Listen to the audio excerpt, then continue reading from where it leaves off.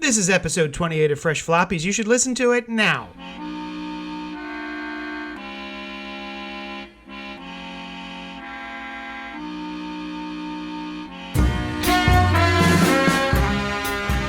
What's up to all our sidekicks and henchfolk out there in the Geek Nation? You are listening to the aforementioned Fresh Floppies. Perhaps it would be episode, not 27 or 29, but the one in between, whatever that is. But either way, here on this show, we talk about comics. What kind of comics do we talk about? Floppy ones. What's a floppy? It's a monthly comic book that comes out in not chronological order. But yeah, I mean, it's chronological. Yeah. They're literally numbered. Yeah. They come out monthly, and you read them, and then eventually there's like 5 or 6 of them, and they made a trade paperback. But this is for the folks who are going into the shop today or this week, and they want to know, what should I pick up? What should I not pick up? But we're not going to spoil anything for you. No. So, great. Yeah, you're welcome. Before it becomes a problem later, I just want to make one correction.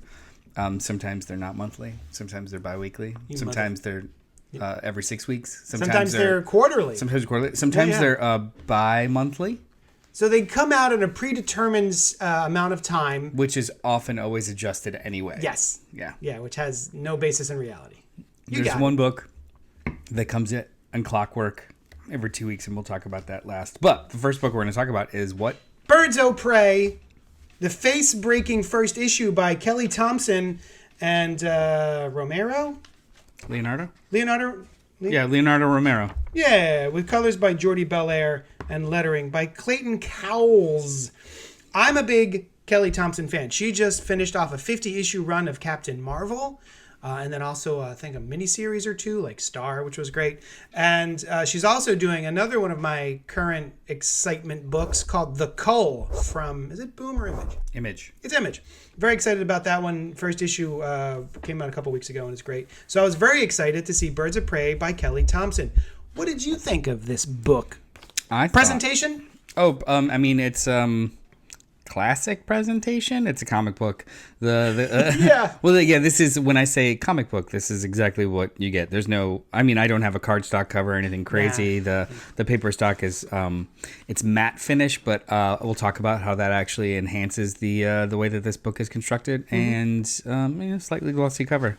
I think it's as fresh can be in regards to presentation. It's your basic comic book cover. You got 1, 2, 3, 4, 5 different female characters leaping into action. Oh God. Action.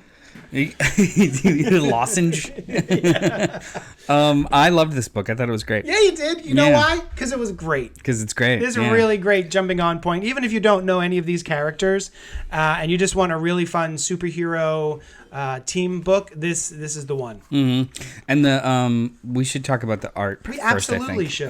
The art itself is fun, serviceable. It's got a almost YA twinge to it, but then Jordi Belair comes in with the colors and escalates that art into such weird heights that I didn't know I wanted. Yeah.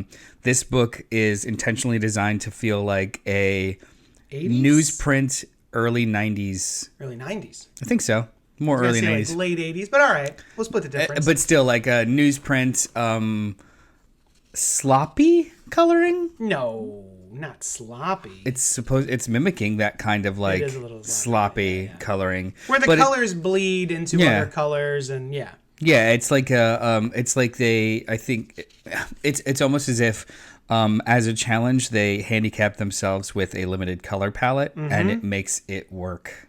Yeah, it very much is like the color schemes of yesteryear, without actually going in, I think, and adding false zipatone. There's a splash page here which is delightful with Black Canary and Little Bat. That's right. And it looks like it was actually done with marker, or it's not watercolor, definitely like a marker sort of digital technique, tool. But nobody does this by hand. Yeah. So the story itself is just Black Canary has to put together a team of people that she only mildly trusts or kind of trusts, like kind of puts together this little team to do something mysterious, and they can't tell Barbara about it. Yeah. Period. Everyone knows they're helping Sin. Yeah. Who is Black Canary's sister? They know that when they accept the gig. Oh, see, because I thought she gets everyone in to join. Everyone's kind of like, until they're like, we got to help Sin. And they're like, oh, we're helping Sin? All right, I'm in. The only one that does that is Little Bat. Everyone else is a favor or... Oh, and also Big Barda. Sin, she's in danger? Yes. Where? Oh, yeah, that's right. She knows Sin. Yeah. So, like, I don't really know. I don't have a lot of experience with Sin. So the fact that almost every person on this team joins because they're like, oh, Sin needs me? Okay, I'm in. Zealot, it's Cassie doesn't know her. Zealot doesn't know her. It's basically just Barda. Oh, okay. Yeah. Cassie is just like, it's your sister? Yeah, of course. Your sister. Gotcha. And Harley is just the wild card, so she doesn't know shit. That's my favorite bit of this book. Every time Harley Quinn shows up on a team that is sort of, it's kind of like Green Arrow, but worse, because she just has a hammer. I feel like I need to know why Harley's on the team. And the fact that she's on this team and the way we find out why she's on this team, the story that is told to us makes me go, okay, I'm into that. I like that. I'm going to compare Kelly Thompson, how she constructed this book, to that of the early works of Mr. Brian Bendis. Oh. This book very similarly is constructed, not unlike that first issue of New Avengers. This putting together of this team, there's literally conversations about like the kinds of persona slots and how they fit, and that the idea of like a wild card on your team, or you have to have an air quotes like Wolverine kind of thing, like that all stemmed from there. So like I really like this idea of trying to math out team dynamics, and she kind of puts it together. It reminded me of New Avengers, right on. early New Avengers, which of kind of like it's almost self-referential to a degree of how they humorously manufacture a comic book teams. Yeah.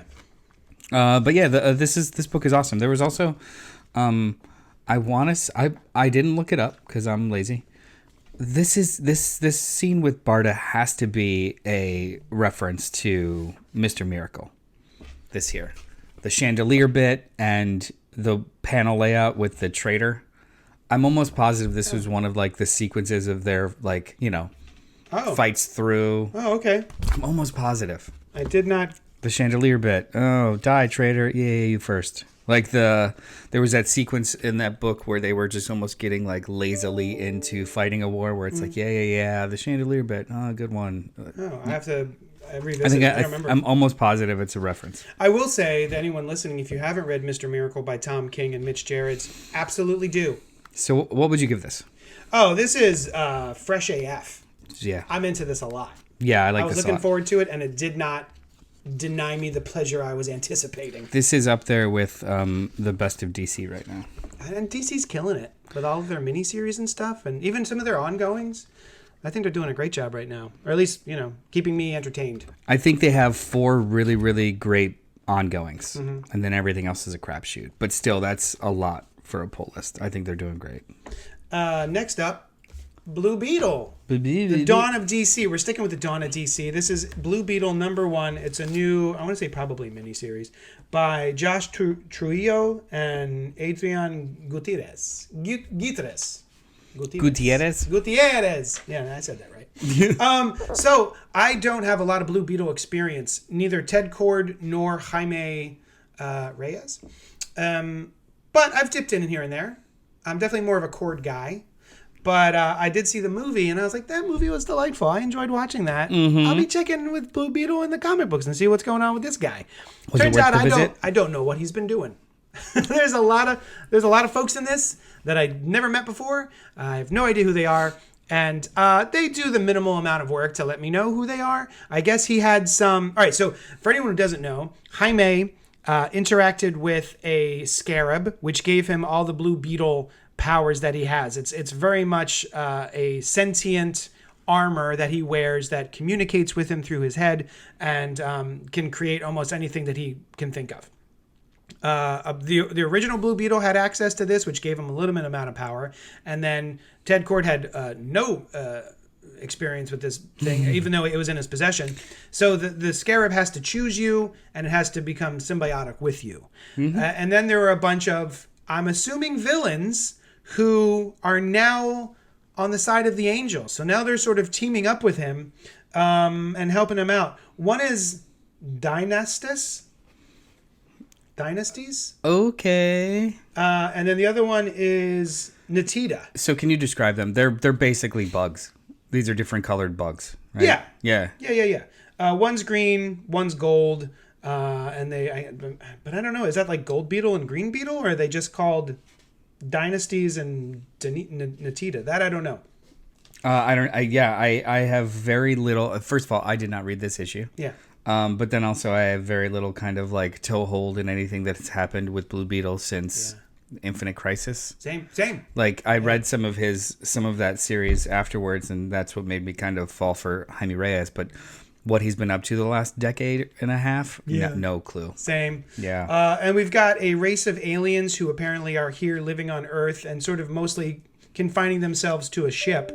So there's a lot of anti-alien struggle in the neighborhood because these aliens left the ship and were just like going to eat some food, and so of course everyone, I guess the assholes are flipping out about it. So yeah, there's a lot of stuff going on. Is it let's brass tacks it. Is this a good jumping on point?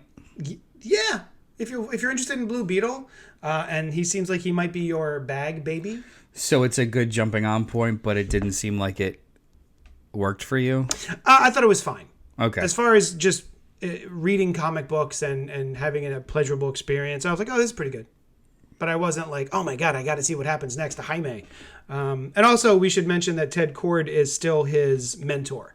But now they're progressing the character ever so slightly so that he's no longer the green character that he was, like inexperienced. Mm-hmm. And so now he's going to be leading these other bugs that are hanging out. They're gracening him. Yes. Yeah. So he's taking the next step in his character evolution. Cool. Yeah. Speaking, another book that came out this week from Fresh DC. Enough. Fresh enough. Yeah. Freshish. Freshish. Yeah. Another book that came out from Dawn of DC. From DC. Dawn of DC number. Fucking A. Another book that came out this week on stands from publisher DC. Comics. Is Dawn of DC presents Fire and Ice, Welcome to Smallville, number 1. Nice. Yeah. By whomst? That's a great question. Thank Joanne Starr is the the writer, and Natasha Bustos is the arts. Do we know either of these people? Joanne Starr I've seen on like anthologies and some stuff here and there. I think she's a passive follow of mine, or I follow her passively on Twitter. So I was excited about this only because my favorite book of this year was Human Target, which features both fire and ice. If you don't know who Fire and Ice are, they are two female characters from the Justice League International. Fire is a Brazilian woman, and Ice is... Fire, Beatrice da Costa. So the best part of this book is the recap, which is just floating heads talking about themselves. As a Fire, you haven't heard of me. Well, that's embarrassing for you. I used to be a model, obviously, but then I gained superpowers. I found my true calling, international fame. Oh, and the ability to help people, whatever. The Justice League didn't always see my full potential, but Ice has been by my side the whole time. Aww. It's time for the world to see what we're truly capable of. I'm done being underestimated. And then Ice, Tora Ulfelsdotter. Oh no, one really wants to hear about me, do they? I grew up a princess of a magical Norwegian tribe because a superhero and then actually died for a bit. That was strange. But it's all given me perspective on what's really important in life. I'm so grateful to have the second chance. Each day is a gift, and I get to share it with my best friend, Fire. So they're best friends, polar opposites. Something happens to where they get kind of reprimanded / downgraded, and Superman suggests they go live in Smallville at the farm. Oh, jeez. Yeah, that's what he does when there's like a new super kid or something. Yeah, that's like a child. You need to be trained at the farm. Oh, snap! You need Martha's guidance. But Fire being the firecracker that she is, doesn't go to the farm. She actually rents out. The only place that she can rent out is a salon in the middle of Smallville that was closed down previously. So here they are running a salon. having two completely different kind of goals for this sojourn into Smallville. Ice wants to literally just figure out who she is and live a life. Maybe that's finding somebody. Maybe it's not. Just kind of discovering who she is. Sure. Fire wants to get back in the game and keeps making YouTube videos and has like almost a murder wall of villains that are F-list and wants to start tracking them down. Yeah. So it sets up this kind of comedic foil. They have a helper robot, Elron.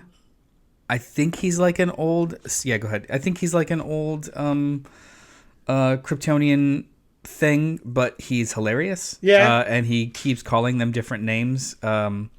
So this is a very cutesy book. It has a very YA feel to it. I was gonna say why. Even just art, the dialogue in the beginning that you were reading felt very YA. It's so hella YA. So I struggle to recommend this to just anybody because it's not very tonally. It's not like broad. It's not very welcoming. It's a very specifically toned, but it's super cute. It's got a lot of character. It's got a lot of flair. There's a couple of good jokes. There's a couple of cringy ones, which again makes me think like, this would be perfect for a 13-year-old. Yeah. Yeah. This is very much kind of a YA book. Great. It's good to know. But yeah, I'm gonna read it. It's super cute. It sounds cute. It's super That cute. might be. I like the occasional YA book. And just as I was starting to get a little bored with it, they smacked me with a awesome cliffhanger. Wonderful. Yeah. So I think this is fresh enough. I don't know if it's worth reading weekly, but I would definitely keep an eye on it. Nice. It's cute. Yeah, It's super I cute. will. I will definitely check it out. What else you got there in your little stacky? I got The stacky Sacrificers #2 by Rick Remender, Max Fiumara, and Dave McCaig. So I don't know if I talked about it before, but I read issue 1 when it came out. And a customer came in yesterday and I said, hey, there's a new book on the shelf, Sacrificers, Rick Remender. And he goes, I gave up on Rick Remender. And I said, What? That's what I said. I said, what? And he's like, yeah, it's just everything he writes is such a downer. And I went, you know what? Yeah, you're right. No. Pretty much. I mean, a lot of it is. And this is no exception. I'll push back at that. It's all of its concepts are downers, but very few of them end on downers. Right. Maybe Fear Agent doesn't end on a downer. Downers. They are usually deep dives through a valley of awfulness, but very few of them end on downers. Gotcha. Yeah. But this is another one. So basically, there are two worlds. One race that lives up, actually, I believe, in the literal sun of the planet below it, and they are a race of fire royalty. And then there's a bunch of civilizations, villages, what have you, down on the planet, and everyone has to go and raise one of their children. I think it's not every family, but every village they visit has to sacrifice one of their own. And generally, most of these children are kept in squalor. They are fed moldy bread. Like they are specifically sort of abused and then get carried off by these people who come to collect them. And then they walk all together. Are they chained? Yeah, they're actually chained together, and they have to go along the path to pick up more sacrificial characters. So feel good. But there are this one society. They're sort of whale people. They sort of have whale features, but are humanoid. They treat their sacrificial character as a sort of kind of royalty. They're kept very well. They're fed lovely food, and they're treated beautifully. And so there's sort of this interesting back and forth between the sacrificers as they're traveling, where a lot of them are just like, I lived with maggots, and you had delicious cake every day. Like, we are not the same, and you're an idiot. You're in a cult. We're all being chained and taken to this place to die, But the person who had the different experience was like, no, we're going to be, it's beautiful to be sacrificed. We're being taken somewhere to govern the rest of the land. That's why we're being sacrificed.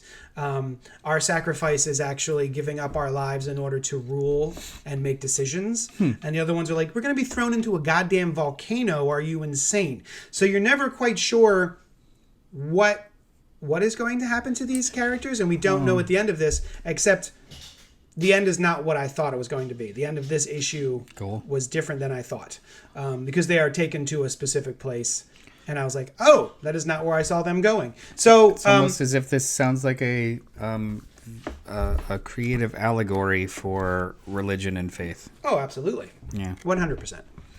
Yeah, this looks cool, and the art is so cool. It's half ugly, half gorgeous. It's hard to explain. That's Max Fiamora right there. Yeah, baby. man. What do you think of the art? Flipping through it. Oh, I know what I'm in for. I think it's great. I think it's beautiful. It's a very cool looking book. He has a way of oscillating, or Max Fiamora has a way of oscillating between incredibly detailed but really, really sketchy, and he does it for the purposes of whatever emotion he's trying to convey. Mm-hmm. And it works for me, but I could totally see somebody pulling out a panel or two and being like, "What is this crap?" It's the intention. Yeah. So I highly recommend Sacrifices. If you're looking for a story that is maybe not as conventional as your usual comic book, this Rick Remender usually delivers on that front. And I know that he's never going to come back to the big two, but I genuinely miss his stories with the big two. By big two, I mean like Marvel and DC, established IP characters, because he always had a way of going crazy, like balls to the wall, ending the world, destroying characters, ripping things apart. But he always had like a way of just putting it all right back in the box. Yeah. So I love his like shoot for the moon kind of way of telling stories. Like, we're gonna keep pushing the boundary, and it's almost it's more of like a magic trick of okay, cool. How are you gonna get back? How are you gonna get back? Because he always figures out a way of like pulling it back. Did he do Frankencastle? Yeah. Axis. That wasn't very good, but the stuff that led up to it, Uncanny all of his X-Force. That was cool. One of my all-time favorite Marvel. All of his Secret Avengers. Oh yeah. Super underrated. That book was so fantastic. Oh, and then like Rage of Ultron, all that stuff with Hank Pym, I think is still good, or still in continuity. Yeah, I love Rick Remender's work. Yeah, I like his Image stuff better, I think. Overall, sure. Yeah. But pretty fresh. It's pretty good. I like this a lot. I'm going to stay in DC because it seems like that's all I read this week. I want to talk about published by DC Comics.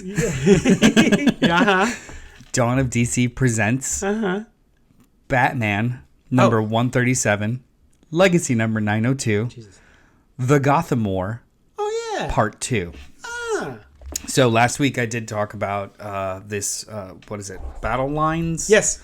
Are you familiar with what happened in the Battle Lines? What the war that they're referring to is going to be? What I heard was that it's between Batman and Catwoman has come up with some sort of way to maybe deal with crime in Gotham City that is not Batman's way. Yes. Okay. So at the end of Night Terrors, Batman is so exhausted he falls into basically a coma. Oh. He is, all the doctors are like, he's just sleeping. He used his body up, not sleeping. And he was possessed by Boston Brand for like... That's right, because he was possessed by Boston Brand. All right. So he Sorry, it was starting to take on tinges of Padme died because she was sad. No. But yeah, I forgot about the Boston Brand. He was out for 8 weeks. Okay. 8 weeks. Yeah. In the course of this 8 weeks... What a snooze. As a new parent. That sounds lovely. Selena has decided to train and employ. She's on a kick to prevent recidivism, to train and employ the henchmen of every other. Because it's almost like the labor force of every big bad is treated like shit, and they never get a payday, and blah blah blah. So she is literally training them all to be burglars, setting up specifically what their marks are to be without any kind of violence, and having them send out on jobs. She's essentially creating almost like a crime syndicate. I was going to say. Of former henchmen that have standards, morals, no kills, no body count, all kinds of stuff. So So it has technically worked.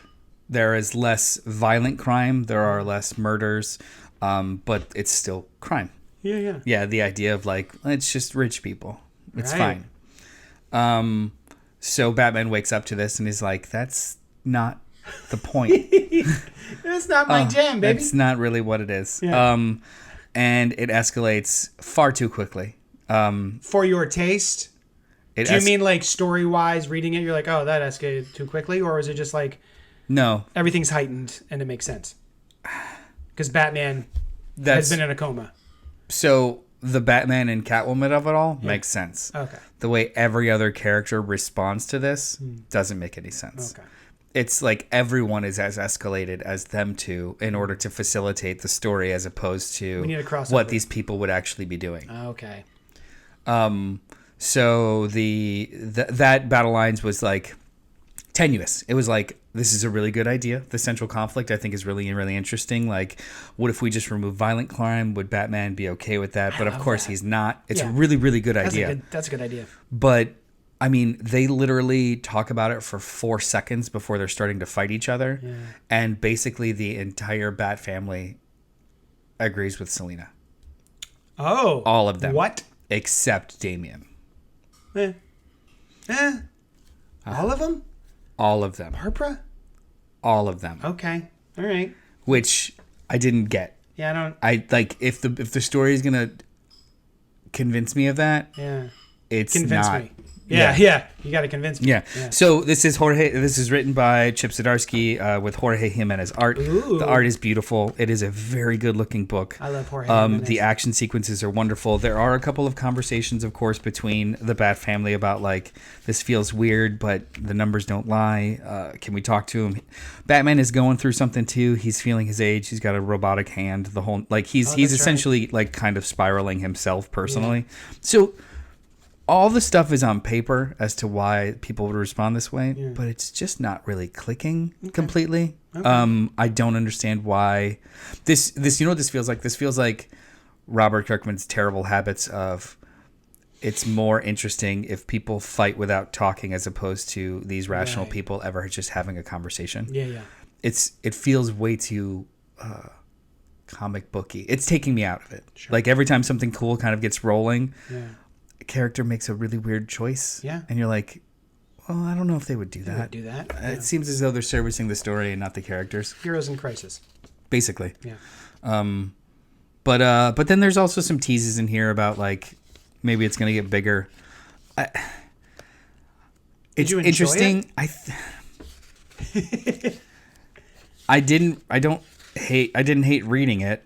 And it's really pretty. And it's interesting, and there's a couple of like surprises in the end where it's like, oh, Batman is broken, like mentally and physically broken. I mean, he also had that whole even before this, he had that whole thing with like the multiverse of Batman, right? With the Chip Zdarsky run. This is all of that is layered into this because that kind of shows up too where he's mentally not really doing well. Yeah, makes sense. So I don't question him and her. That makes sense. It's how everything else in Gotham and every other character that you know is almost kind of... they're falling in line oddly quickly. Like this is issue 2 and it's like already like a giant battle between the entire Bat family and Batman. Wow. And you're like... But why though? Yeah. Yeah, like, I mean, even... You know what? I would almost accept like...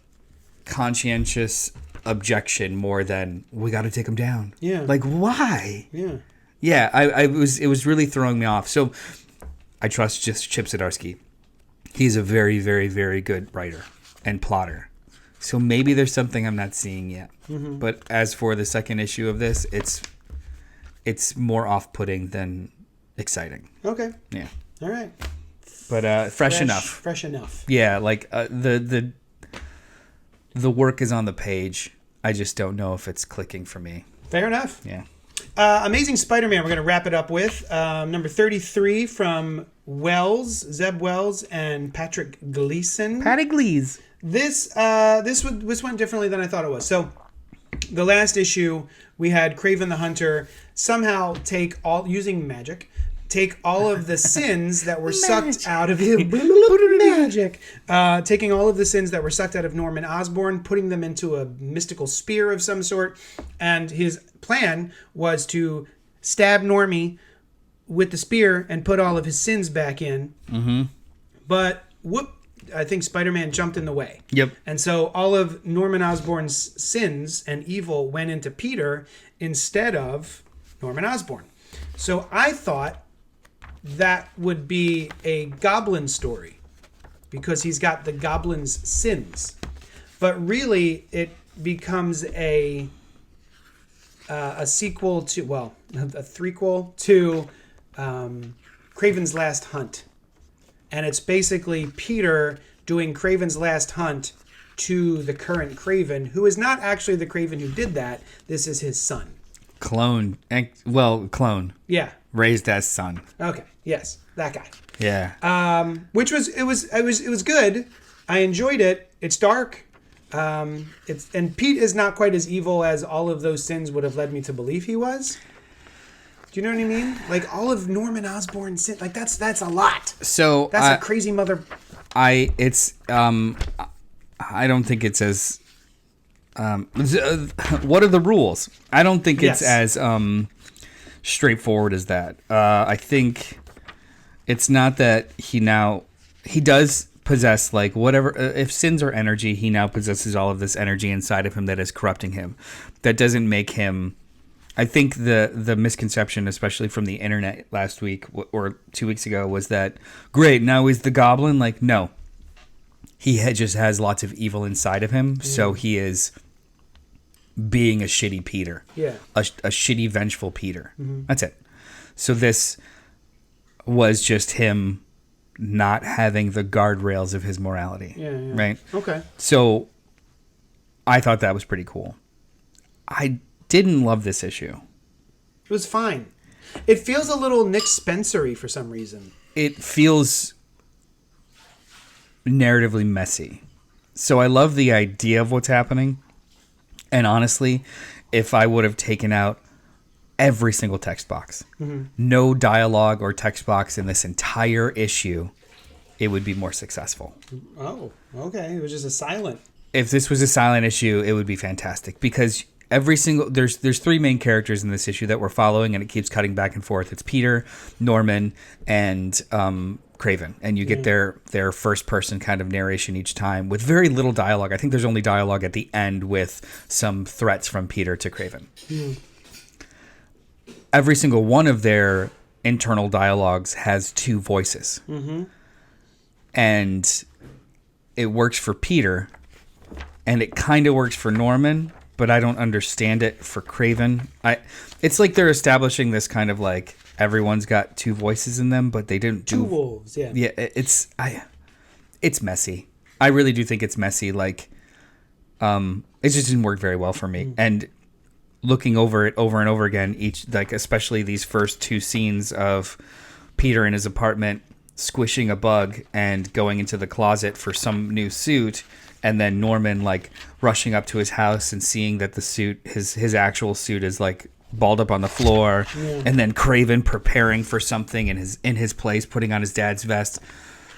All of this would be serviced without those two voices because it's just incredibly great art and really, really good pacing. It's impressive. Now that you said that, it's impressive that you honestly don't need none of it. Not every artist can pull this off, but like honestly, you can follow this entire thing without a single panel. You're right, which is good on Patrick Gleason. That's impressive. Well, I mean, he plots it with Zeb. It's a whole creative thing together. I would literally get rid of all internal dialogue and just the external dialogue. Keep it because this book is better as a slow plotting, confusing. What's going to happen and having all these voices that you're hearing, it like takes away the tension. Yeah. I think part of my problem is I don't care about Kraven the Hunt. Every story since the last hunt, is that what it's called? Kraven's Last Hunt has been trying to either reference Kraven's Last Hunt or one up Craven's Last Hunt, or at least, and I think this voice thing that you're talking about follows suit from Craven's Last Hunt. There's a lot of text boxes, not a lot of dialogue. It's all inner monologuing. So I think that is harkening back to that. I was delighted to see Vermin. Yeah, all of the vermin. And that's your whole This is a sequel not only to Craven's Last Hunt but also Hunted. Yeah, which was the big Craven arc in Nick Spencer's run. Yeah. So I did like that. There's just I love there's a genuine kind of like fear about and creepiness about what Peter is like now, or like what he is post what happened to him, and I think that the text boxes kind of take that away. Yeah, it's a little overwritten. But that's a good point. I didn't hate it. It's fresh enough. Yeah. For me, this book has been firing all cylinders for the last couple of months, and I'm very, very excited about it every single time. And I think this is like a near miss. Yeah. Yeah. Yeah. I just don't care I never care about Craven. So, all of the big, crazy sort of zaniness of the last story arc with Osborn and Dr. Otto. Mm-hmm. It is a tonal shift. Yes, very much so. So it was definitely strange. And yeah, it was just not what I was expecting either. I was expecting more goblin-y stuff because he was injected with goblin sins. But this is a neat way to take this. Yeah, I liked it. It was good. Yeah. It was good. Anything else you're excited about this week? I'm excited about X-Men because I've been catching up on not every X book since the Hellfire Gala, but basically X-Men. And I'm excited to read that this week. And I also really enjoyed, we're not going to talk about it, but if you're not reading Shazam and you like zany comic book stuff with like the Gorilla City and a talking dinosaur tax collector, it's very silly. That's right. I highly recommend Shazam. It's art by Dan Mora. You can't beat it. I love that dude. So yeah. Hey, tonight, Noel's not going to be joining us because he's a real jerk.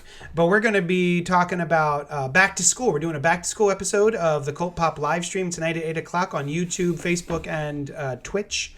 So join us to talk about what we would put in your backpack to send you away to school with. Yes, it's not so much back to school as it is, hey, you're going off to school, and I need to impart you with some of these wisdom from fiction. Yeah, that I'd love you to learn from and or take with you. Yeah. as a don't token. Read textbooks that your teachers give you. Yeah. Read these funny books. This really is just like a topic designed for three old men to talk about how fiction changed them. Yeah, or things they learned from fiction. Yeah. All right, join us. Other than that, thank you. Where can they find you? Did you say that? Oh, Johnny Destructo's Hero Complex, located at 4327 Main Street, Philadelphia, PA 19127. Okay, bye. Bye.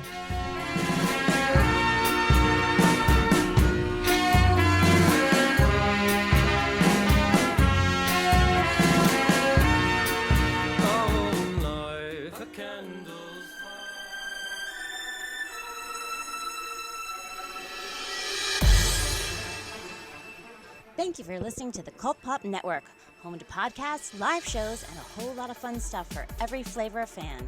Follow us wherever you find your favorite podcasts, and be sure to join us live every Wednesday night at youtube.com/CultPopGo at 8 p.m. Eastern.